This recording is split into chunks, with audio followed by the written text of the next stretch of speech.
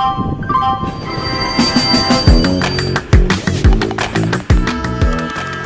is a podcast by the News Minute, and you are listening to South Central.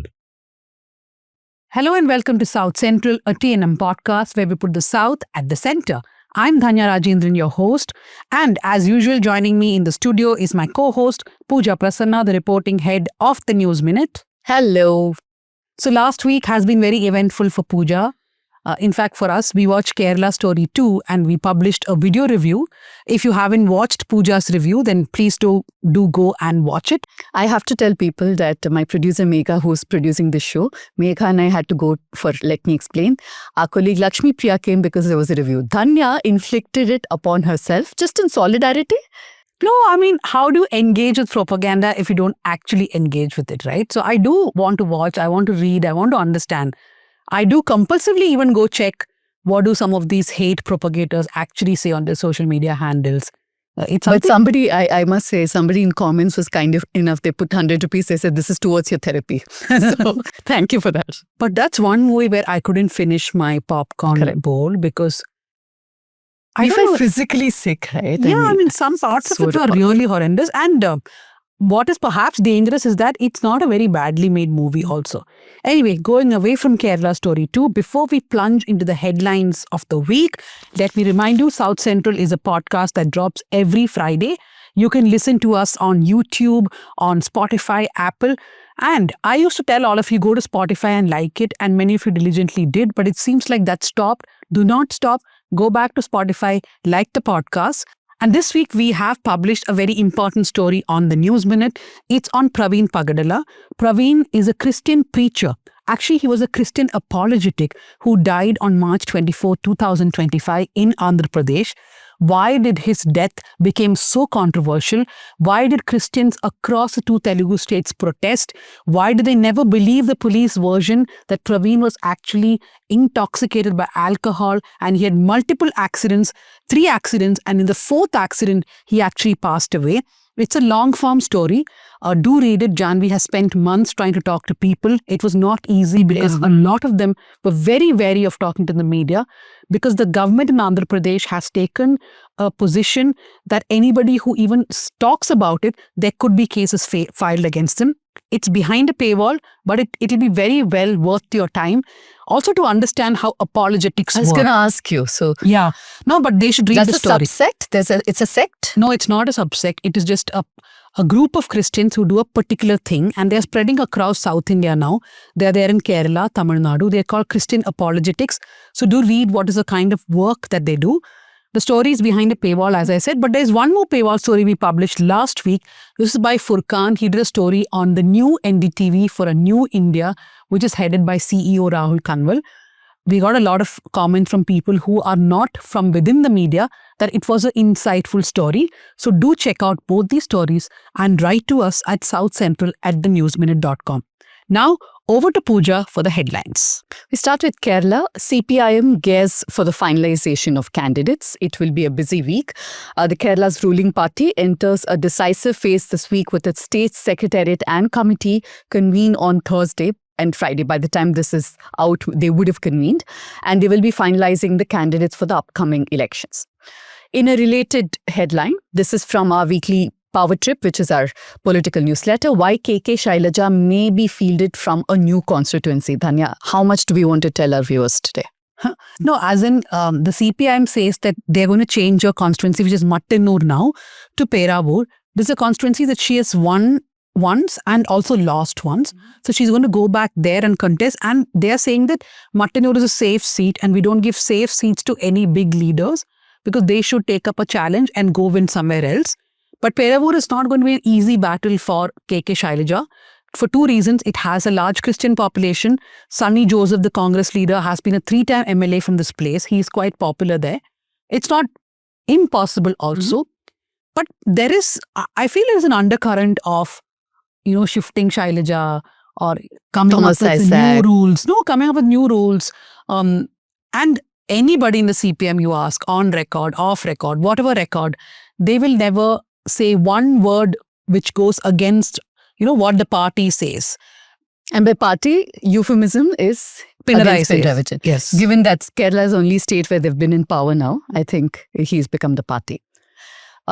Next headline also from Kerala. BJP chief links Kerala's low IMR, infant mortality rate, to migration of youth, and he draws criticism for that. The person we're talking about is Rajiv Chandrasekhar. He was responding to recent comments made by CPM Rajya Sabha MP John Brittas, who'd spoken about the state's growth under the LDF government, and he'd cited IMR indices in an ANI podcast with Smita Prakash. Yeah, so Rajiv Chandrasekhar is saying that, yeah, you will have low IMR because people are migrating anyway. That's the logic that he has used. And he was a union minister at one point. Tamil Nadu Chief Minister Stalin slams union government for use of Hindi names in Tamil English scripts. This is what his tweet says. They have written Kartavya Dwar at the entrance gate of Trichy Zone Railway Office. They have already imposed the name of Bhavishya Nidhi Bhavan on EPFO offices. They are also writing the Sanskrit name in English fonts for criminal laws, BNS, BNSS. And the name of the Union Water Resources Ministry has also become Jal Shakti. How is Provident Fund Office Bhavishya Nidhi Bhavan? Is Bhavishya Future. So this is money for future. Oh, okay. But yeah, will it be an election issue, you think, in Tamil Nadu? I think it's a permanent election issue, right? The erosion of federalism, the imposition of Hindi is a constant issue in Tamil Nadu, and I think there is a vote bank for it also, which is why the DMK keeps at it and the AIDMK keeps losing that vote bank. Yeah. Even Karunanidhi couldn't do it. Vijay questions DMK's bid for consecutive term. The actor-turned-politician Vijay launched a strong attack on Tamil Nadu Chief Minister M.K. Stalin, questioning DMK's ability to return to power for a second consecutive term. He called the task longer than the Great Wall of China.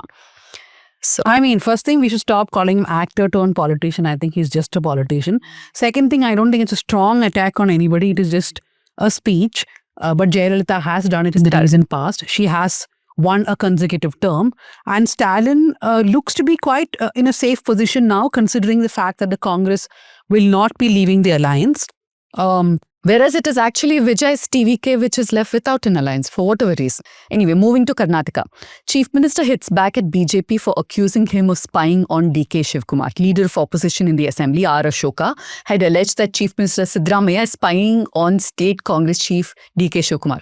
Siddaramaiah has hit back, saying it's desperate statements of a jobless opposition. He also, many of his supporters and Siddaramaiah too, has been circulating pictures of bonhomie between him and DK Shivkumar, and then they said that he also said that they can never poach DK Shivkumar, something to that effect. I don't think anything will happen till the end of these elections because that is too much of a risk for the Congress. Yeah. Karnataka government not to permit processions over Kamene killing. Protests must follow legal framework, says Home Minister. This is interesting given that the Chief Minister himself has expressed regret, his condolences over the passing away of Kamene or the killing of Kamene.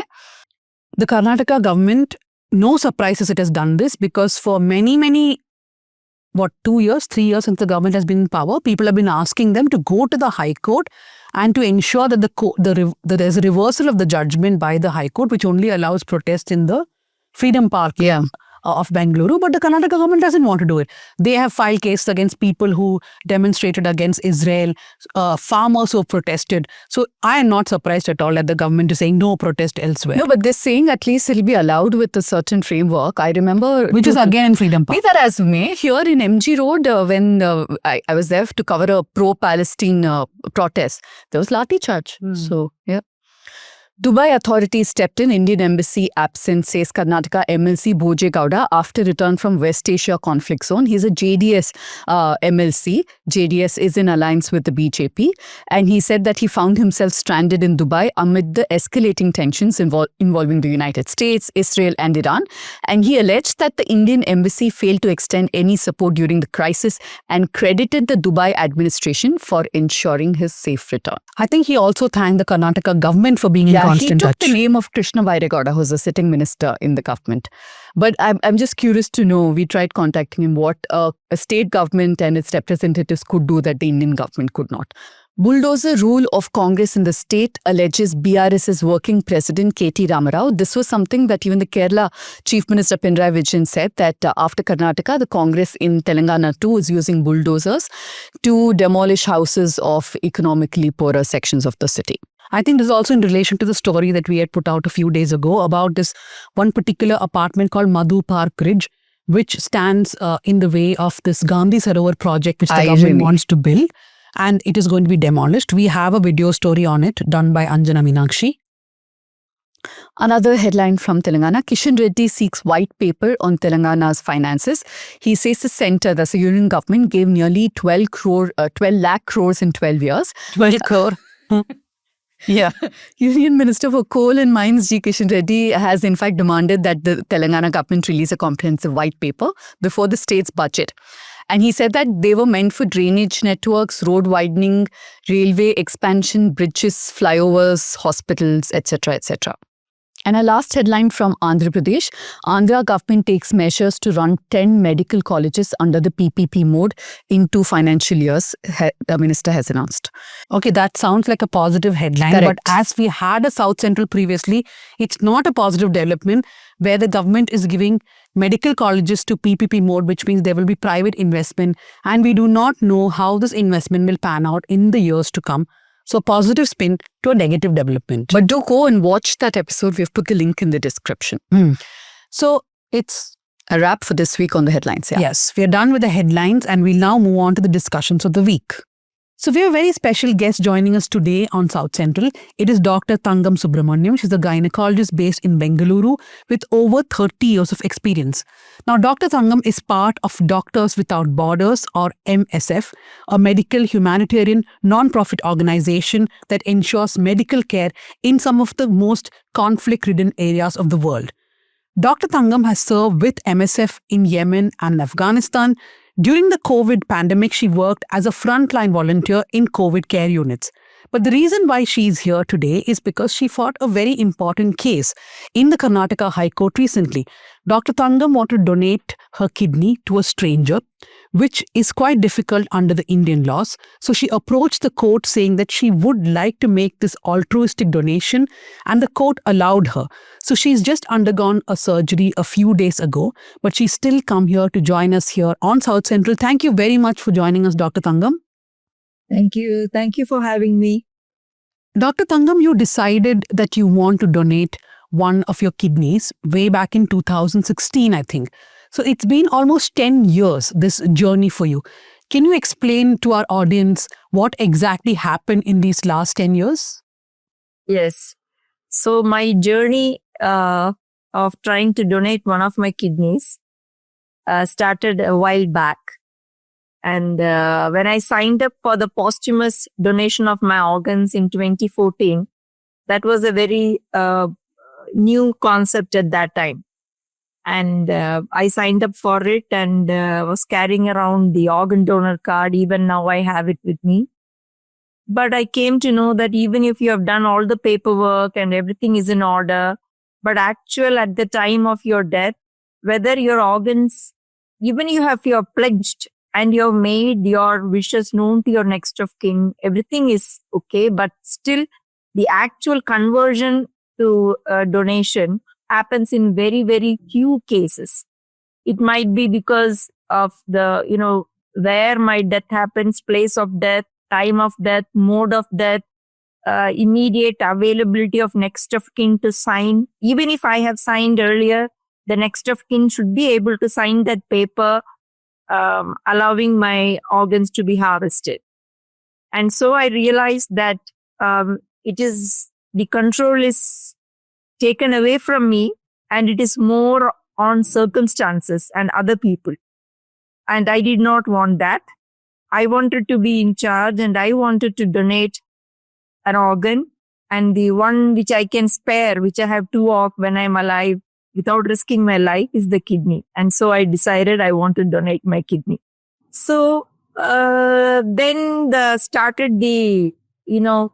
I didn't know how crazy this idea was at that time. I approached the head of transplant department in my hospital, Dr. Sudarshan Ballal. And though he was surprised at my request. He had not had such a request before. But luckily for me, he said, okay, let's think about it. Let's talk about it. He did not outright, rule it out. And then slowly we started, okay, let's work you up. Let's see whether you're fit, medically fit to do such a thing. And then they found within a few weeks, 1 or 2 weeks, I was found medically fit. There's no problem. My kidneys were working fine and I could do well with a single one. Then the task of convincing my family was not easy. It was not easy at all. They were totally against it. They suggested many, many alternatives to help people. You set up a trust. You contribute. You tell your friends to contribute. Then that trust fund can be used for people who are undergoing dialysis. And there are so many ways. I said, I want to do it the way I want to do it. Setting up trust funding and all that are more managerial things. And I'm not a finance person. I want to do it the way I would like to do it. And I want to donate my kidney and to send a message that organ donation is safe and to spread the awareness about organ donation. One donor can save many lives. And that happened over a few years actually. I had to get my husband to speak to my nephrologist and surgeon. They sat him down and told him, they gave him articles, medical proof that it's not a very dangerous surgery for the donor. And the risk is the same as for a cesarean section. Well, finally they did come through. They did come around and they realized that I'm not going to let it go. I'm quite, perseverant in that. And they finally agree. And they gave their no objection certificate. So that was the other thing. I needed to get NOCs from all my first degree relatives. My husband, my father, my brother, my adult children. And then the paperwork. I had to get a family tree drawn. I had to go to the BBMP, which is the Bangalore Brihat Mahanagara Palike, which is the corporation of Bangalore. And that took a few months. And then I had to go to the police station for police verification.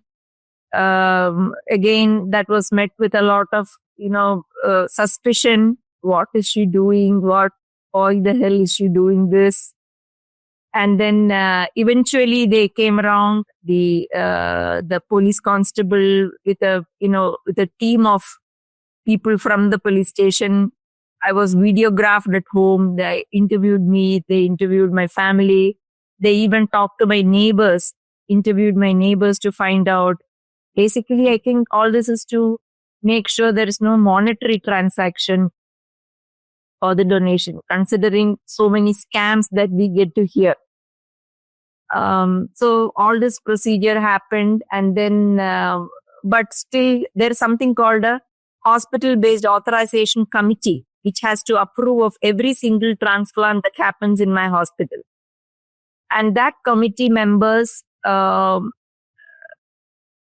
sensitized to this unusual request by my doctor.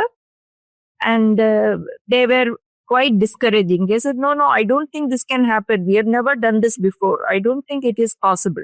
That was the sort of feedback that they got. Then they would neither tell, but they appreciated the thought behind it. But at the same, they didn't want the onus of having approved such a thing to fall on themselves. So finally, my doctor took a call. Okay, let's call their bluff. Let us place your case in front of the committee. Let's identify a recipient from the transplant waiting list and match you and place you. In case they approve, well and good. You can go ahead with the donation.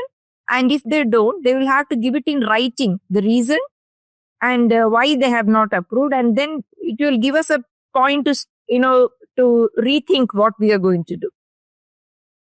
And so that happened in 2023. A 24-year-old orphan boy was identified from the transplant waiting list.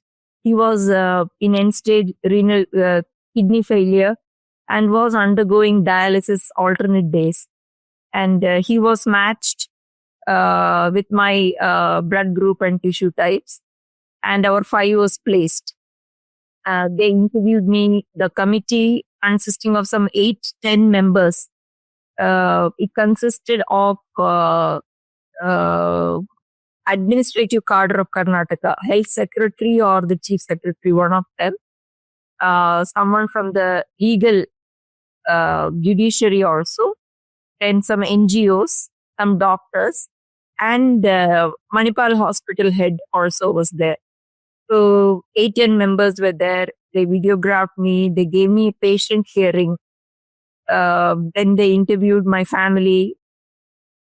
And then they interviewed the recipient also. I was seeing him for the first time that day. And at the end of this long session of almost an hour, they gave me a no. They said, no, you cannot donate. Dr. Tangam, I just want to ask you something. So you described, we'll go to why you went to court, right? But before that, this whole process that you talk about of convincing yourself, then your family, then your doctor, etc., how long did this itself take?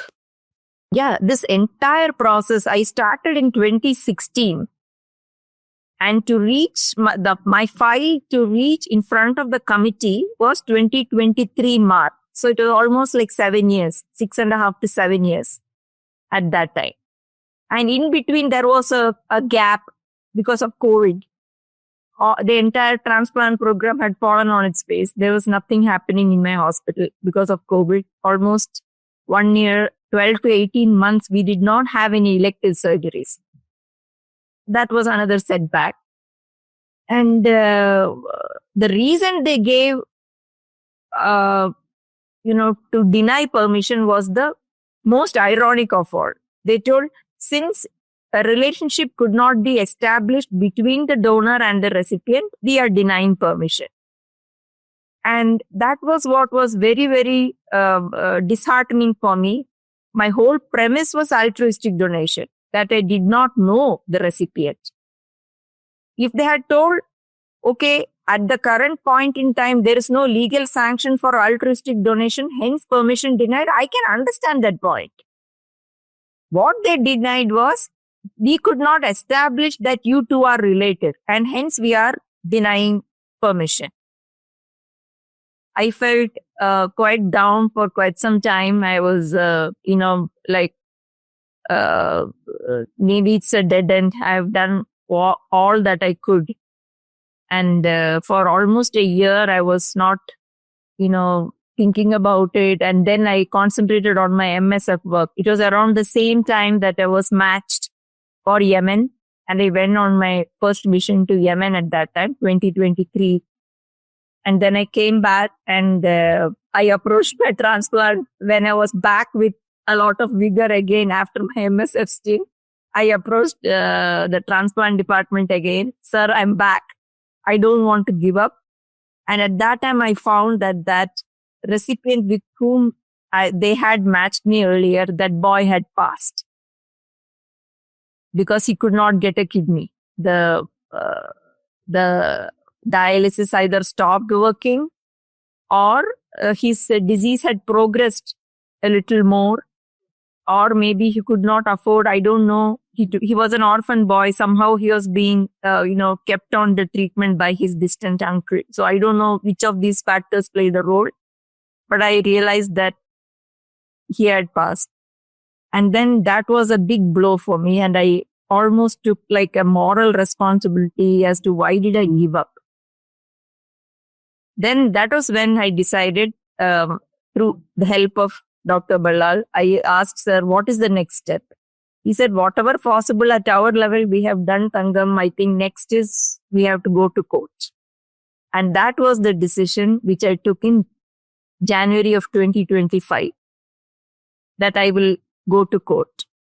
He introduced me to Dr. Joga Rao, my advocate and a very strong supporter.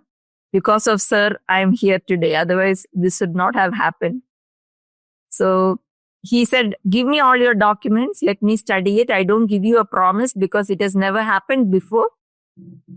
You go and come back. And when you come back, I'll have an answer. And that was when I was going for my second mission with MSF to Afghanistan.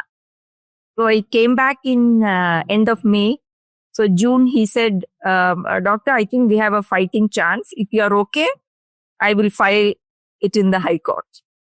And I said, yes, please go ahead. And he filed the case in June of 2025. There were a few hearings in which Dr. Jogarao represented me. And in December, I got the court order in my favor, directing the hospital-based authorization committee to permit me to donate one of my kidneys to a recipient from the transplant waiting list. Doctor, we read about how the donation in India particularly is very, very low. Something like 0.65 for every million is what I read. Now, this is of course for deceased donation, not even living donation like what you did. You did cover some ground on this, but if you can tell our viewers, what can they do to make sure that their family is on board, not just legally, but emotionally? If you can tell, how do you convince them that after somebody is deceased or brain dead, the family abides by this commitment? So like you said, the organ donation is measured in how many people per million population. It's called PMP. The highest in the world is in Spain. It's about 49 to 50 people per million donate their organs. And in India, even though we are the most populous country in the world, it is less than 1. It's around 0.3. And the reason I feel for this dismally low organ donation rate, it can be fear, it can be superstition, and it can be suspicion that there may be some trading happening. So all this, each of this will have to be addressed. And my sort of this action of donating my kidney is actually to set up an awareness that organ donation is safe. And we will have to talk to each person in the family. Each one, I had to talk to each one separately. Okay, tell me why. Why are you afraid? Is it because, of course, family members will care for you. So is it because of the risk of surgery that you're saying no? What is the reason? Is it because you feel that something goes wrong, then you'll be left with an invalid? Is that the reason? What is we just keep asking them, and then you will realize that it's just out of love that they really don't want you to donate when you're alive. And maybe because I'm a medical personnel, I was able to convince them better. But regarding posthumous organ donation, we have actually no reason to say no. We don't have any reason to say no. There are so many countries which have an opt-out program. That means unless you give it in writing that I do not want my organs to be harvested after my death, it is assumed that you are pledging your organs. That is the case in Singapore. That is the case even in Spain, which has the highest. So I'm not telling we will jump to that straight away. India, we are far from it. But at least if we can increase the awareness, after your death, your organs are of no value to you. And one donor can save 8 to 10 lives, including all the organs and the tissues that can be harvested. And the other message which I wanted to give because of my organ donation is, remember that you need to take care of your health. Your organs cannot be useless at the time of your death. You have to be healthy.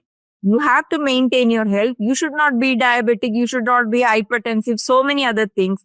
Your organs should be in good shape to be of use to another person. So the message to youngsters is take care of your health and consider organ donation.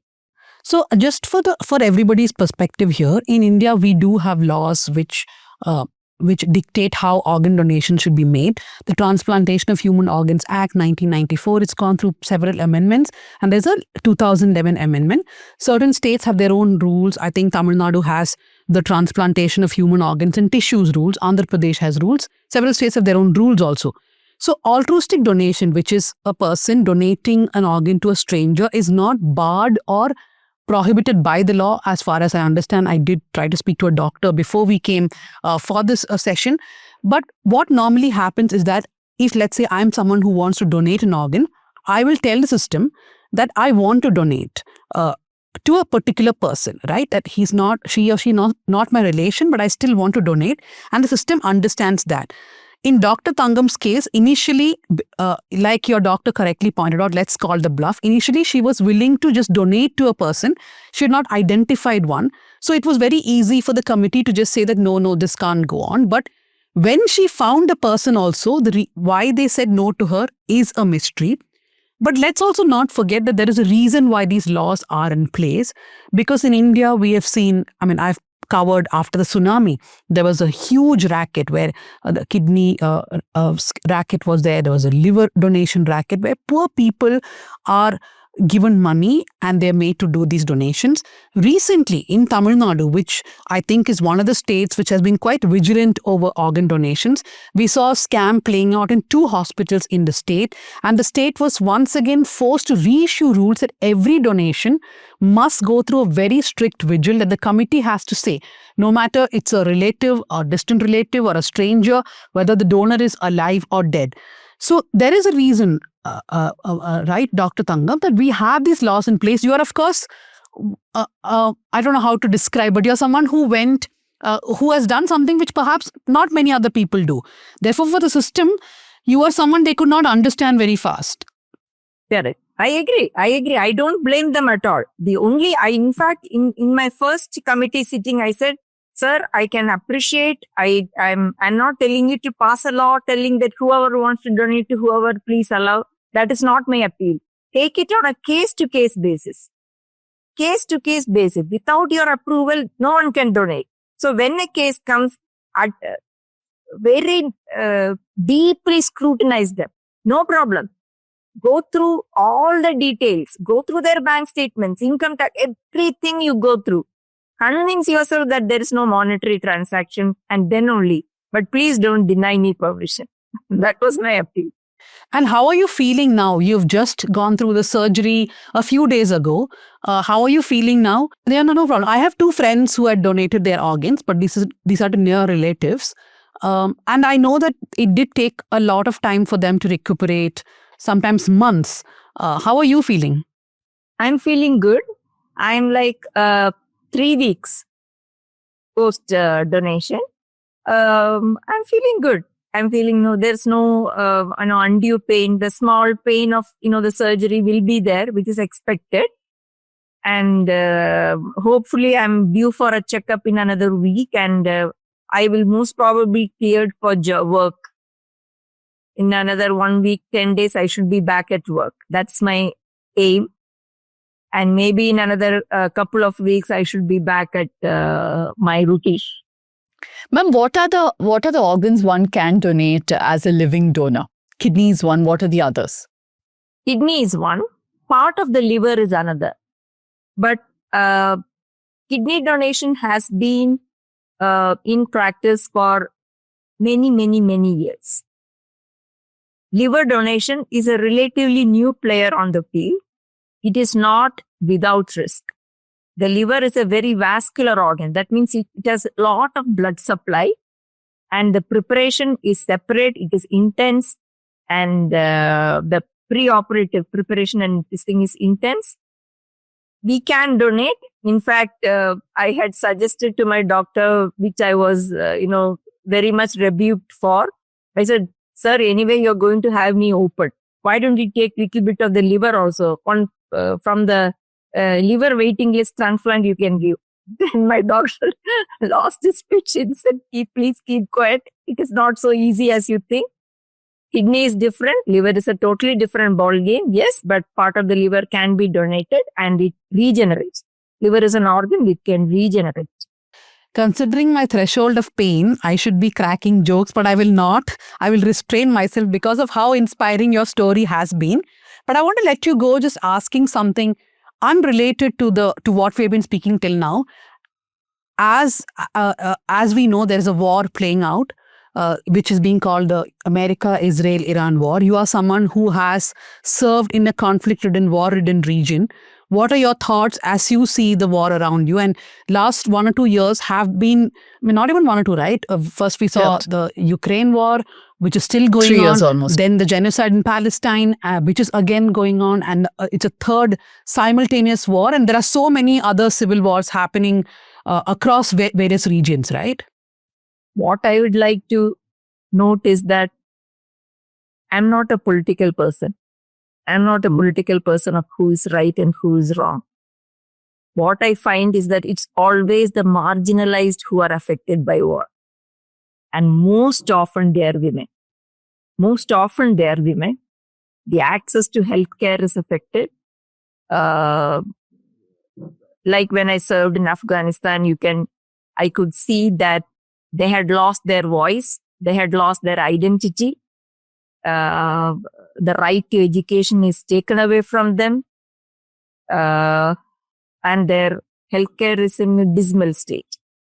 So whatever the war, wherever the war, whoever is waging it, finally it is the marginalized people, the underprivileged, and mainly women and children who are going to be massively affected. And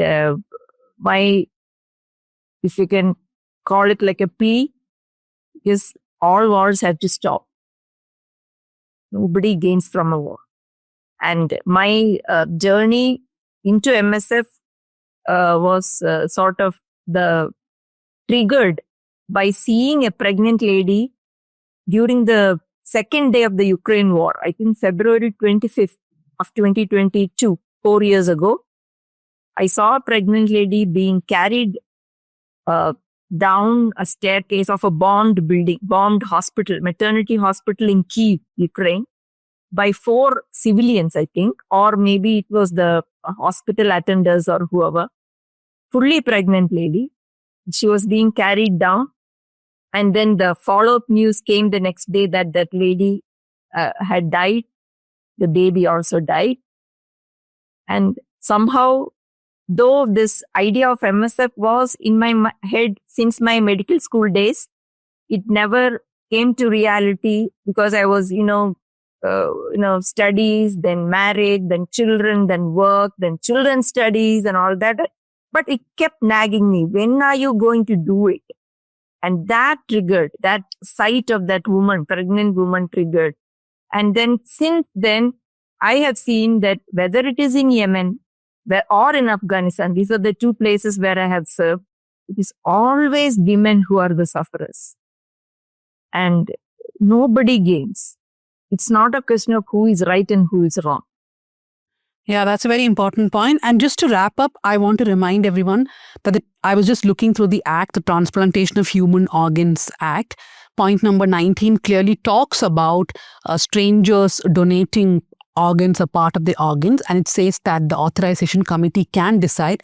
So what happened to Dr. Thangam was, of course, pure reticence on part of the committee, but she's someone who didn't take no for an answer and went to court. Thank you very much, Dr. Thangam, for setting a precedent also in one way, and thank you for joining us. Thank you. Feel better soon. Hope you're fit and back at work as soon as possible. Yes, thank you. Over the past days, the world has been watching the war involving Iran, the United States, and Israel escalate. It may feel geographically distant for us, but the effects are already being felt across the world, and India is definitely not insulated. From rising oil prices to the safety of millions of Indians working and living abroad, especially in the Gulf, this conflict can have serious implications for India's economy, diplomacy, and security. We have 2 guests joining us in the studio to discuss this. But since we're recording on Wednesday and the episode will go out on Friday, and by then a lot of things would have changed, we'll keep it as generic as possible. Joining us in the studio is Aditya Ramanathan. He's a research fellow at the Takshashila Institution, where he heads the Advanced Military Technologies Program and Takshila's work on outer space affairs. He focuses on the role of space in strategic affairs, nuclear weapons policy, the role of technology in India's military transformation. Thank you, Aditya, for joining us. Great being here. It's quite a portfolio. My yeah, God. what is this Advanced Military Technologies program? I didn't write that. But yes, that is one of our programs here. Sounds a bit scary, but yes. Joining us is Nirmal. Nirmal Abraham is a columnist, a political analyst, and a professor of finance and international business. He has been associated with a lot of institutions, including the London School of Economics and Political Science, the IIM Indore, and he's also studied the Institute of Chartered Accountants of India. Welcome, Nirmal, to South Central. Thank you. Thanks for having me. I think the first and the most important question, Aditya, which everybody is asking, and I will come to Nirmal also, any TV debate that you take, that's the primary question, right? How long can this war afford to go? And everybody is giving different calculations. Some say it cannot go beyond a few weeks. Some say in 2-3 weeks it has to end. Looking at how things are panning, and we are seeing more countries, being dragged into it. As we speak, news is breaking that over Turkish airspace, one drone or one missile has been intercepted. So with more countries being dragged in, how long do you think this can go on? If I knew exactly how long it would go on, I'd be making money on the markets. But I don't think, I think what we should understand is that the problem with war is that once the violence starts, once the shooting begins, all sides involved can get a vote. And that means that no one side can actually decide when the conflict ends. And I should just point out that even if this particular round of fighting ends, say, in the next week or 2 weeks, that doesn't mean that the underlying drivers of this conflict are going to end. Really, I mean, for our purposes, we can consider the beginning of this particular war in October 2023 with the Hamas attack on Israel. And since then, we've seen the Israelis basically systematically take out Hamas, Hezbollah, and Iran. So they're trying to, in a sense, destroy their enemies and defang Iran as well. Iran being a backer of both Hezbollah and Hamas, as well as the Houthis, but they haven't really been very directly involved there. And they've sought to defang Iran by taking out its nascent capability, which is its nuclear program, which is not yet ready for prime time to develop nuclear weapons and mate them with missiles and the likes. 2, they've been taking out Iranian proxies or Iranian allies, if you will, including Hezbollah. And finally, they've been systematically destroying Iran's missile and drone launchers as well as its production capabilities. So they've been doing all this to essentially ensure that Iran poses much less of a threat and has much less leverage over Israel. What they seem to be now doing is actually trying to take out as much of the senior leadership of Iran as they possibly can. This is sort of what they did with Hezbollah a little earlier.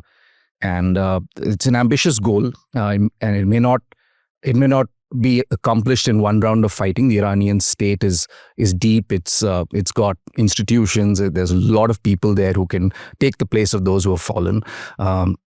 So it's not so easy to take it out. It's not brittle. But I don't think the Israelis, if they fail this time, I don't think they're going to call it a day. They're just going to bide their time and try again. Nirmal, your thoughts? I think this is going to go on for a few days. And the reason I think think in such a way is because of one is the elections. There's a consequential election coming up for both Benjamin Netanyahu and Donald Trump in November. For Trump, it is the midterm elections. And it's almost certain that he will lose seats in the House of Representatives and in the Senate, which means that he will lose the ultimate power. And, everything that he wishes he does right now, that might change in November. For Benjamin Netanyahu, there's a parliamentary election coming up. And by the looks of it, he might as well lose his prime ministership in November. So they won't get another chance, especially with Trump, who is, probably the most supportive U.S. president that Israel has got, at least in the 21st century.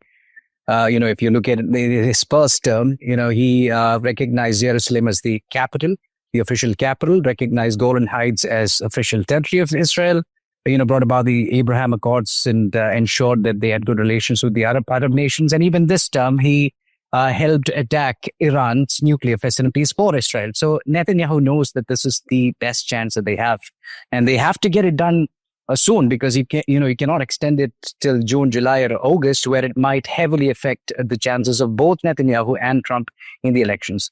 Two, since they've started the war and since they've gotten rid of the supreme leader, I think they're going to follow the same blueprint that they followed with Hamas and Hezbollah. With Hamas, if you notice the leaders, they took out the supreme leader. Today, an official in the US said they will take out the next next leader who's in line. This is going to be the strategy, because with Hamas, you saw Ismail Haniyeh being assassinated first, and then they had another leader, which was Yahya Sinwar. Sinwar was taken out, and then Mohammed Sinwar was taken out. Mohammed Deif was taken out, and that created this sense of fear within Hamas, and nobody wanted to, in fact, turn up to leadership. So that could be one strategy. On the other side, as Aditya mentioned, they will try to destroy the missile launchers, the rocket launchers. But even in that case, I still think Iran can keep up the fight, because they have drones and they have drone manufacturing capability. And I'm pretty sure it's being manufactured even now. So they might not run out of drones, and drones are very effective, especially when, sent out in swarms, to get out of the radar of even Iron Dome, for that matter. So yeah, I mean, this might go on, unfortunately, for quite a while. And the only way that this gets stopped is either two possibilities. One, there are signs that there could be a terrorist attack somewhere in the UAE, in probably Dubai or someplace where there are, more number of Americans and Britishers. That is a likelihood. The other likelihood is in the US. If you remember, in between 2020 and 2024, there were at least 10 million documented illegal immigrants, documented meaning documented in the administration, illegal immigrants that got into the United States, out of which 1,500 were identified as Iranians, out of which 789 were sent into the US. And those are people without documents. We don't know what their background is, what they precisely mean to do there. So if something goes wrong in the US or in the UAE or in any of the Gulf nations where there is a high population of Americans or Britishers, that could change the game. Otherwise, we are likely looking for a war that goes on for quite a while, at least a couple of weeks. I know you're the experts in the room, but I still think this is just me putting it out there. I think that this can't be something like what we saw, the genocide against Palestine, because Iran, with its limited capability, seems to be playing the game quite well. They have kind of closed off the Strait of Hormuz, and then now the Houthis have also said they'll not allow commercial ships to pass through the Red Sea, which will have very serious consequences, financial consequences. It is unfortunate that the world seems more moved by financial consequences rather than humanitarian ones. But that said, very strategically, they have also attacked US embassies, or even with low-grade missiles across the West Asian part of it, which means that they'll all be mounting pressure on the US to wrap this up quickly, because they can't take a hit on their brand as a safe part of the world. So that's just me being optimistic, because we cannot see wars anymore. Aditya, I want to just pick up from something which Nirmal said. He said that look at what happened to Hamas and Hezbollah, where the leadership was taken out, right? Like something that we look at when international experts speak about what's been happening in Iran, they all insist. In fact, the first few articles which came out, I think Foreign Policy, one of them had it, and everybody has been repeating the same thing, is that Iran's system is very robust, that it is not dependent on a leader. So taking out one leader, taking out 3 leaders, 5 leaders doesn't make a difference. In fact, it has been devised in such a way that it can go on regardless of who is in charge. Is that really true? Is there such a robust system like that? Well, we don't have perfect visibility into the Iranian system, but what they have put in place is a system where even if the top leadership is taken out, there's a succession plan, and it involves a council of people, a collective decision-making process. Two, a lot of authority has been delegated to people, so including the military command. So they just carry out, predetermined orders in the event that they're not getting in clear instructions. But look, ultimately, Iran, like any other country, functions on the basis of how much its own elites can cooperate with each other. There may possibly come a time when you take out so much of the senior leadership that you don't really have enough, the right kind of people to take, to take charge. You want people who have charisma, people who have buy-in, not just with other elites, but also with the population. So, I mean, that's something that, that's a potential risk that does exist, even for a robust system like that of Iran's. So I was watching the Al Jazeera Iran chief. He says that at least Khamenei was restrained. Now he used this word, now mad people are in charge. So even that restraint is gone. Yeah, always be careful what you wish for when you take out leaders. I mean, this is one reason why actually countries have been often hesitant to take out leaders, because at least in limited wars, at least if you have the leadership in place, you have people to talk to later. And when you keep taking out the leadership, you don't know who's going to replace them. Having said that, ultimately, if you take out enough leaders, you might actually end up weakening a system. I think Israel would be quite happy with in Iran that is in complete chaos. I don't know how likely that is, because while I think the Israelis and the Americans can degrade Iran's ability to hurt them, they can't really degrade Iran's ability to hurt their own people. Iran has a vast army, 350,000 odd people. It has the IRGC, the Iranian Revolutionary Guards Corps, and as well as police forces. So even if there's an uprising again, and there have been several of them, they can probably quell those. The risk for Iran is that when you take out enough senior leaders, you come to a point where the remaining elites can't come to an effective consensus about the way forward. So you have a fracture in the system, and that's where you can potentially have the regime change that they keep talking about. But I mean, I think we're still far from that at the moment. Now, I want to pick on that point of regime change. But if we could just take a step back and go to why this war started and look at, Nirmal, the stated objective of this war, right? The US claims this is for regime change. It won't be in Iraq or Afghanistan or Venezuela, Syria, Egypt, none of these. This is, like we discussed, they have a structure. It's very decentralized. So what do you make out of its stated reason for going into this war, and what do you think the real reason is? Well, first of all, I must say I like the optimism that you have, and I wish Trump thought the same way, but unfortunately that's not the case.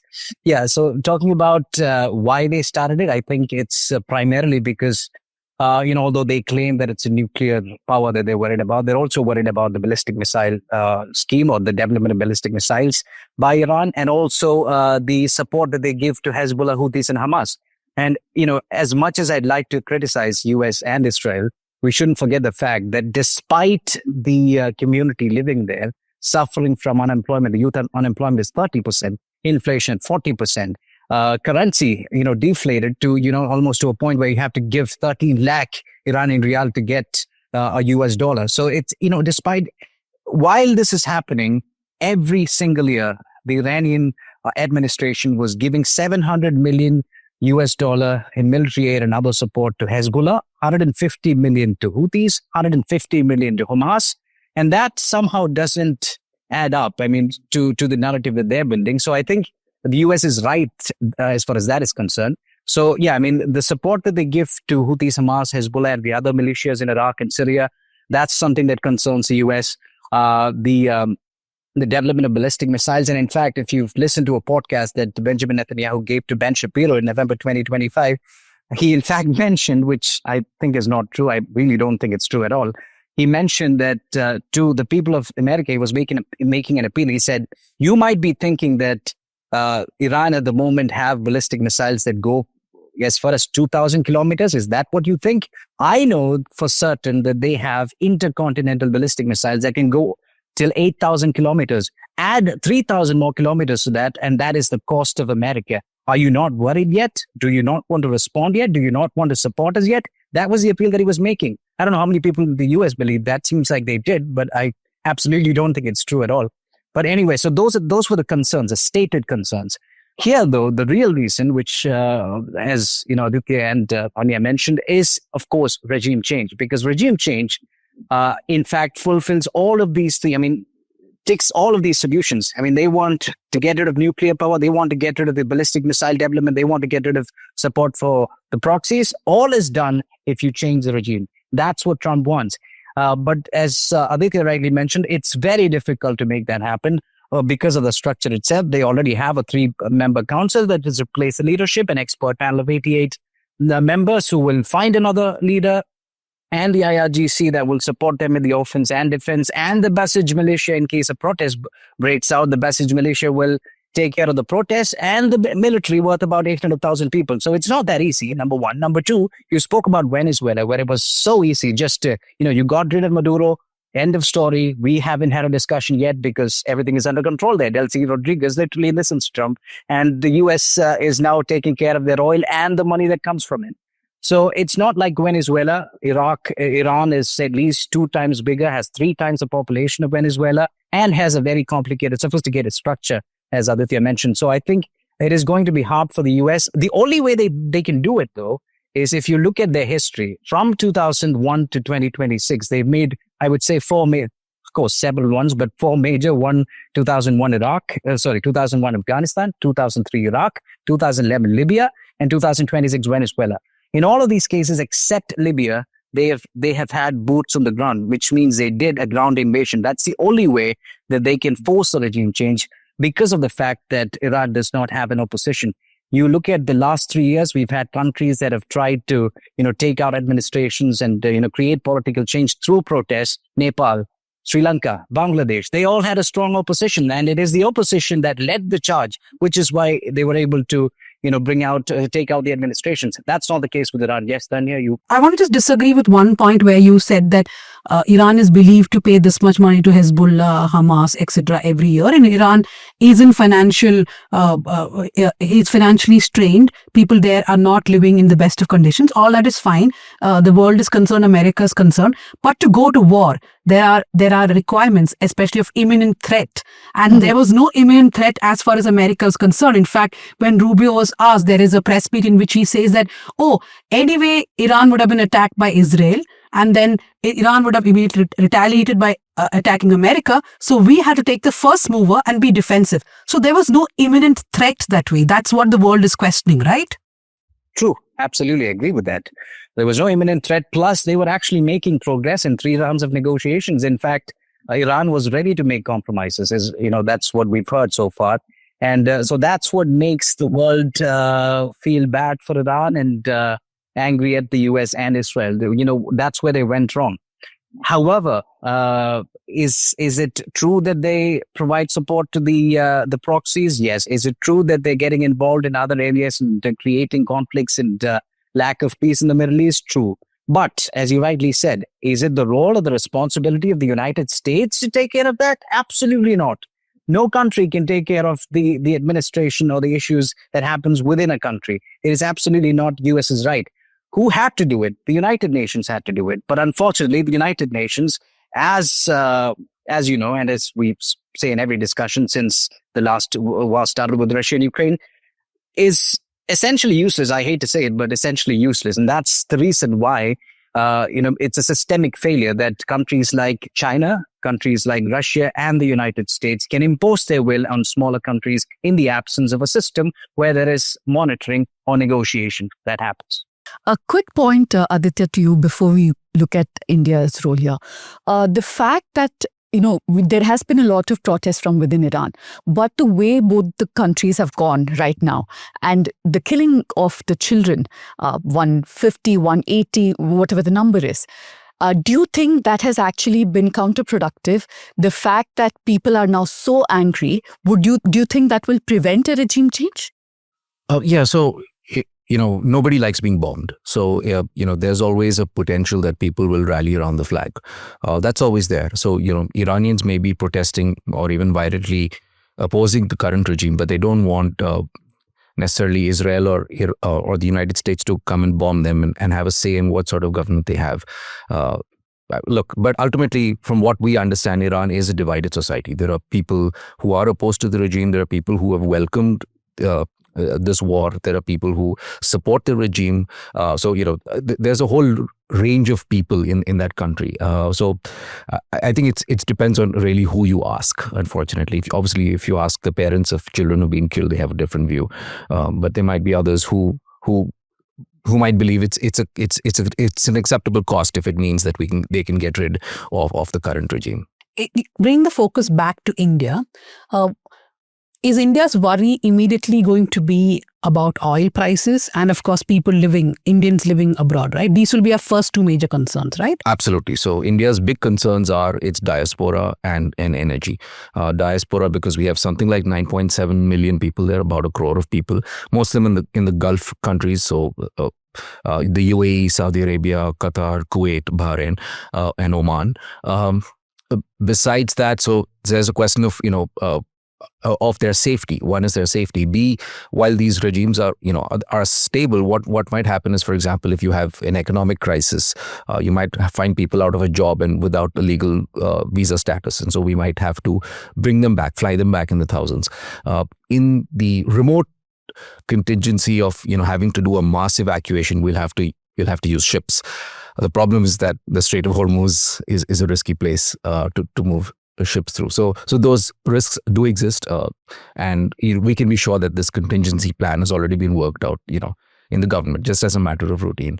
So I think that's one concern. Energy is, I think, the more immediate concern right now, because India imports something like 5 million barrels of oil a day, and about half of that comes through Hormuz from Iraq, from Saudi Arabia mostly.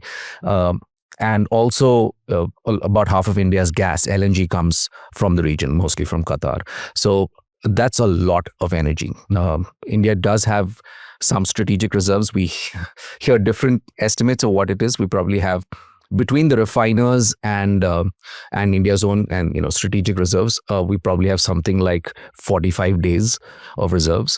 So as of now, that buffer exists.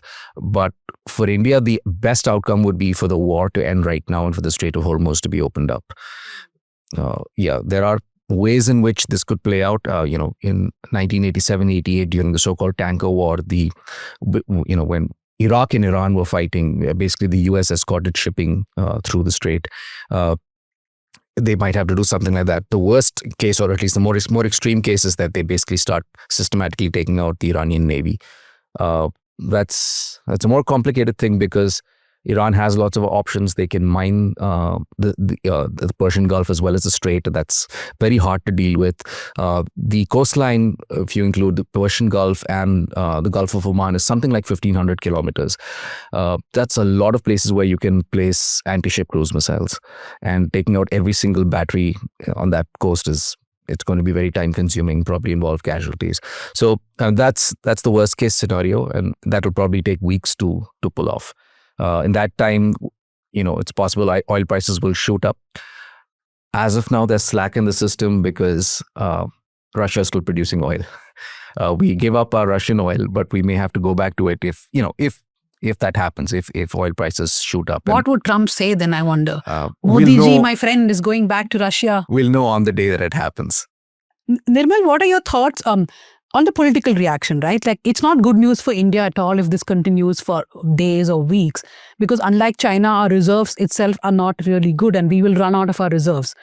Politically, of course, Narendra Modi, our Prime Minister, is getting a lot of flack, especially from the opposition, that he has not condemned the killing of Iran's supreme leader. And therefore, we have not sent a message to Iran that we at least condemn the killing or we are concerned about the killing. Is that really prudent on India's part, considering the dangers that we are in right now? I think he was making the same choice that he did in the previous wars, which is to take a neutral stance, because in almost all the cases, either the US or Israel or Russia were involved. But in this case, as you said, instead, he could have at least said that he condemns the killing of the leader of a state, which is something that every you could say that. I mean, there's nothing that stops you from saying that, even politics. But you could, Iran and Israel, both of them are equally important to us. Surveillance, military aid, intelligence aid, and even in this meeting, they offered us the Iron Beam, which are all great things. But Iran also has been of great support to us. Before the US sanctions, even before Russia, they were the ones who promised us discarded oil with a longer credit period. They were the ones who helped us build a port called the Chabahar port, which is also unfortunately under attack. So yes, equal partner, but the response is kind of concerning, especially considering when Modi went there. I mean, just hours after he came back was the attack, which brings a lot of questions to our minds. And also his silence brings more questions. But I hope the party or the administration answers it soon enough. What do you make out of the silence? Because in an editorial, Sonia Gandhi has said that India's silence is not neutral, it's abdication. Like Nirmal just said, the timing of Modi's visit to Israel, the very fact that he went in itself is very telling. But would he have known that there is an attack imminent? If he didn't, what does it say of India's place in the larger scheme of things? And who are India's friends really right now? Okay, That's a lot of questions. Yeah, it's a lot of questions. I just did an LME so, just now on this. Look, I won't comment on domestic politics much, except to say that everybody's doing their job. So the opposition is taking the government task, and the government is doing what it has to do. And my personal view is that while there may be stylistic differences between the political parties and how they approach this, I think structurally, no matter who was in charge in India, India's tilt towards Israel would be there. Like I don't. That has, I think, very little to do with India's domestic politics. Yes, of course, the Prime Minister has a certain style. He apparently has an affection for Israel and possibly for Netanyahu. And there's they place a value in personal friendships and that's that sort of thing. I don't think that the optics of this look great, but I think it was a genuinely difficult choice, because if he had cancelled it, that may have also not looked great. So I think they made a choice. I think we can criticize it, but overall, I think that India has thrown its lot in with some countries in West Asia. This is sort of a departure from the past, but India has, the UAE is India's third largest trading partner. India's thrown in a lot with the UAE, with Israel, and Saudi Arabia, to the extent that that relationship means anything. I mean, because obviously you have a Saudi-Pakistan defense pact and so on. And, that comes with risks, and that comes with trade-offs. Iran has been, as Nirmal was pointing out, a traditional partner of India, a very valuable partner of India. Even going back to the 90s and early 2000s, we had a great convergence with Iran. We'd buy energy from them. We both had basically the same interests, or very similar interests, in Afghanistan. Actually after 9/11 was actually possibly a time in which, if American politics functioned more, was more functional, I think that, the Americans could have also had some sort of understanding with the Iranians, but then the Iraq invasion happened and stuff like that. So it's really sad in that sense that our relationship with Iran has declined. But nothing is permanent in international relations. We might suddenly find ourselves partners again sometime in the future. But right now, I think the choice that India has made was one driven by its interests, and I don't think that fundamental choice has much to do with who's in charge in India. Is it India's interest, or is it the ideological interest also? I mean, that's what I think. Ideology, if that's an interest, it's the cream on the cake. I think the cake is fundamentally India's a broader interest. India has business and energy ties with the countries in the Gulf. Israel is an important partner for India in its building its own defense capabilities, as well as its own defense industry. These are important goals that India has, and it can't achieve them by not having those strong partnerships with those countries. And that might mean, for example, having a strained relationship with Iran for a while, and that might be a cost I think we're willing to pay.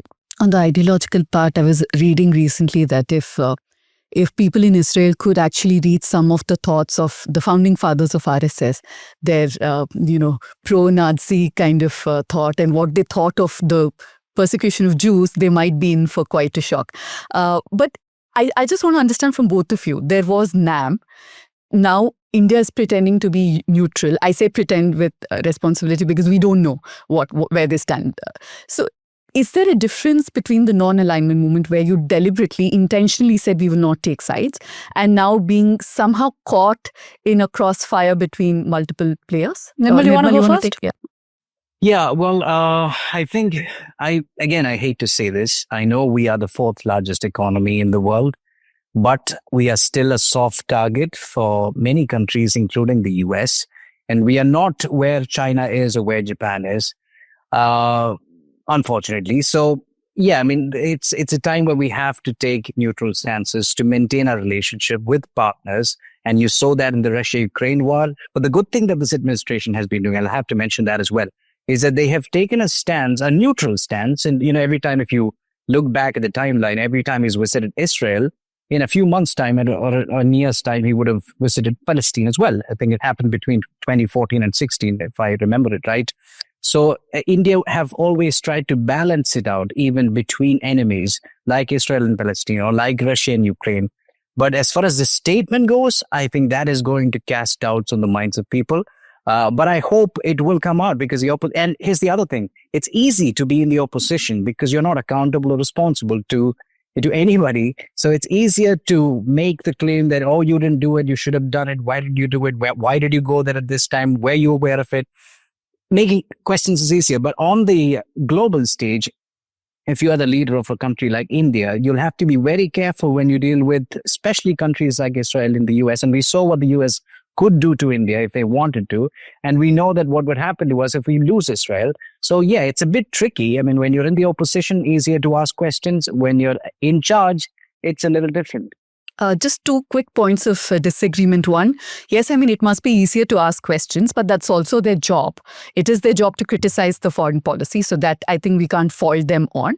And although till about 2016 or so, we did try to, when I say we, I mean India, we did try to do a balancing act. Do you think in the last few years that balance is clearly tilted with leaving us in no doubt where we stand, at least as far as Israel and Palestine is concerned? I think so. And I think that's a conscious choice. There might maybe disagreement in the system. I mean, you might have people, career diplomats in the MEA who say, let's try and balance this out. But I think that tilt has been happening and it's structural. I think it's because of India's interest. India has not seen a great deal of benefit from supporting the Palestinian cause. It's been a mostly thankless undertaking. So while we might have a great deal of sympathy for it, ultimately, if you're a political leader in India, you have to represent the interests of 1.4 billion people. And, you will have to go to where the money is and where the arms are. And I think that's what the government is doing.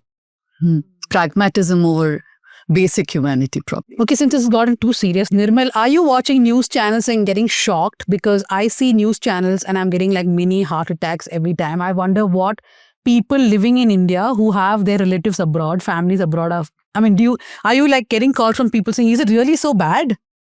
Yeah, I mean, I think I was shocked because my sister lives in Qatar and I was giving a discussion in a Malayalam news channel. I said, things are pretty bad there. And she said, nothing's wrong here. You don't have to worry. I mean, yes, we hear sounds, but it's being intercepted. They're not attacking people. And to be honest, Iran's strategy is not to attack and kill people. Their strategy is to, create a disturbance, not destruction. Disturbance in the regular life of people, disturbance in travel, disturbance in the economy, disturbance in tourism, so that the US feels pressure or Israel feels pressure and succumbs to that pressure. But here's what I think of pressure. When you talk about Israel or America falling to pressure, how about Palestine? Like, Pooja mentioned, 2.5 years, 70,000 deaths, 170,000 people injured, lakhs of people in poverty.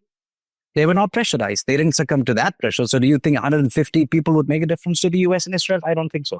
So what is the end goal? I mean, we are continuously talking about regime change, but in America itself, Trump is under a lot of pressure, right? People from his own coterie are now saying this was a bad choice because they don't see an end result of this war. What can be the end result? Also, I'm sorry, but also he came to power on the anti-war, I'll end wars plank, right? So I think that this is a really unpopular war in the United States. Usually wars become unpopular in America when Americans start suffering casualties or suffer economic pain. But I think this has been remarkably unpopular because they haven't actually even done the basic groundwork to explain the rationale of this war. So yes, it's true that America, as Nirmal had also said earlier, Trump might be under a lot of political pressure to back down. That doesn't mean the Israelis are going to back down. And it doesn't mean that when the Israelis go to war again with Iran, the Americans aren't going to back them materially. So, for that reason alone, I don't think that this is while we might have this round of fighting might end in the next few days or weeks, I think there's unfortunately a lot more bloodshed to come. But what is the end result that they're looking at? That there's a regime there which is favorable to them or which they approve of? That's Amiable it? to the US? So if you're Israel, yes, I think Israel basically wants this regime to go, or just have chaos and civil war in Iran. I think that would be their ideal end game, because that would eliminate basically all their serious rivals in the region. But regime meaning everybody who's now In the revolutionary guard. Not only those people who may become supreme leaders or those who are in the line of succession, everybody should be dead. Yeah, well, either dead or co-opted in some way or gone into exile, whatever. So that I think that's their goal. I don't know if they can achieve that, but I think they will take whatever wins they get. If they can continue to weaken Iran so that it cannot reconstitute as a more serious threat, they will do that. As Nirmal pointed out, the actual business of knocking out every single manufacturing facility, especially for cheap drones like the Shahid, and to a lesser extent with ballistic missiles, is really hard. And it's going to require, it's basically going to require the Israelis to have a continuous air campaign, and because that's all they're doing, right? It's entirely an air campaign, and that's not something that's going to get done in a few days or weeks. They'll have to keep coming back at it. And this is a big departure from the Israelis, because prior to 2023, 2024, the way they were doing this in Iran was through covert means, and they were sabotaging nuclear centrifuges. They were attacking and killing scientists, and all of that. They were doing all of these things to slow down the nuclear program. What they didn't really do is, help take out the ballistic missiles and the drones. I think that they're at that stage now. They've eliminated, they basically operationally degraded Hezbollah and Hamas to the extent that they're going to take a while to reconstitute. And now they're sort of applying something like that broad strategy to Iran. It's a much harder target, but I think that's what they're doing. Yeah, I think people are confused about the daddy-son relationship in Israel America, because people are like, who's the daddy? Is it the United States or is it Israel? Now, you might assume, or many people might assume, that it's more like, Israel saying, Daddy, I want this, and America gets it. That's what people thought for a very long time. But now people in the US are starting to realize it's more like, son, wash my car, and America does it. That's more like it right now, and which is one of the reasons why Trump might lose votes, and there's already a split in the conservative movement. If you look closely, Tucker Carlson left. He's a big part of the conservative movement. That he left. Now he's campaigning against the U.S. doing a war in Iraq and against the U.S. supporting Israel.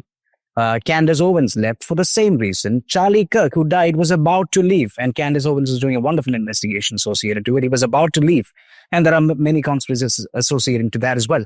So this is going to harm Trump a great deal when he moves forward, because he doesn't have the support. And plus, as Pooja pointed out, the only reason Trump won, one of the reasons was obviously Charlie Kirk. The other reason was, for every campaign that he went to, especially in places like Michigan, where they have over 250,000 Muslim votes, he went there and he said, Biden's not able to do anything in Palestine. You leave it to me. I'll stop it on day one. That's what Trump said. He didn't do it. Not only did he not do it, he also promised the people of the United States that I will stop all the wars, all the existing wars. I will not start another war. I will not send a military personnel abroad. You will not see the blood of a military person abroad. All of these terms have now gone to the dustbin. People have died. They've been sent. They will be sent. Obviously, if there is a ground invasion, they were sent to Venezuela as well. And so, yes, the people are starting to realize this, and a lot of people are flipping, and those flips will be reflected in the votes as well in November 2026. Just in a lighter vein, on that daddy-son relationship, I read somewhere that Netanyahu is the worst US president in history. So, yeah. Okay, so thank you for that. But before we wrap up, we must get recommendations from everyone. Pooja, we'll begin with you. Yeah, I want to recommend Stanley Johnny's The Original Sin. This was relevant 2 years ago. It's relevant very much today to understand the larger implications of what's happening here. If I would, if I could draw your attention to a website that my brother has created in the last 2 weeks after my donation. It is a website called onedonormanylives.com. It is to increase awareness about organ donation. And I request all of you to please visit the website and go through some messages that are there and maybe consider if this act is not about just one person having donated a kidney following a legal battle. I want this awareness to spread and the discussion to happen in every household. If every household can have this talk without a social stigma, the moment we start thinking, oh, why are you talking about all that now? Why unauspicious talk about death and all that? So let us have a aware, dialogue about this, and please maintain your health so that you can become an organ donor. Thank you. I'd recommend Wali Nasr's book, Iran's Grand Strategy, A Political History. It's a very readable history of how realpolitik, ideology and institutions have shaped Iran's international behavior, both pre-revolution and since the revolution. And it's a surprisingly easy read. Yeah, I mean, considering the context of the war, I think I would suggest Robert Greene's lesser-known book, We Know the 48 Laws of Power. He's also written a book called The 33 Strategies for War. And at this point of time, if you're following the war, if you want to know more and make self-assessments, that's a good book to read. See, I knew that these guys will come up with some hard recommendations like this. So I also have a book on Iran to recommend, but it's a very easy read. It's called City of Lies. I read this many years ago. It's by an Iranian British journalist called Ramita Nawai. So she talks about it's not fiction actually. It's real people, but she sorts of puts them in the city. It's 8 different people and the lives they lead in Tehran, and it's all on one street of Tehran, which is from one end to the other. So it's a young woman, a militant, so many different examples. And when you read that book, you really feel like you are living in Tehran with those people. I don't want to feel that way. No, right? but it's a very nicely written book because it has all the contradictions. She starts by saying, in Iran, people lie a lot. You have to lie constantly to yourself, in society, amongst your family, friends, because religion and everything is weighing down upon you, right? And all the choices that they make. It's a fantastic book. I don't know if it's fully written in some Western view or whatever, but I really enjoyed reading. There was another book, I think I'd recommended this before, Not Without My Daughter. That also gives a peek into the Iranian society from a woman's point of view. So, yeah. So maybe you should take a break from Takshashila's heavy books and read one. But this is also very depressing. I'm happy to read City of Lies. It's a great recommendation. Thank you. Okay, so thank you everyone. Thank you to this week's producer Megha Mugundan, our production assistant Ajay, Sukanya and Yana. And like I said, we have 2 very important stories this week. One is on the life, death and afterlife of Christian apologetic Praveen Pagadala, who died last year in Andhra Pradesh, and a new NDTV for a new India. That's another story that we put out. So do read both these and join us next week on South Central.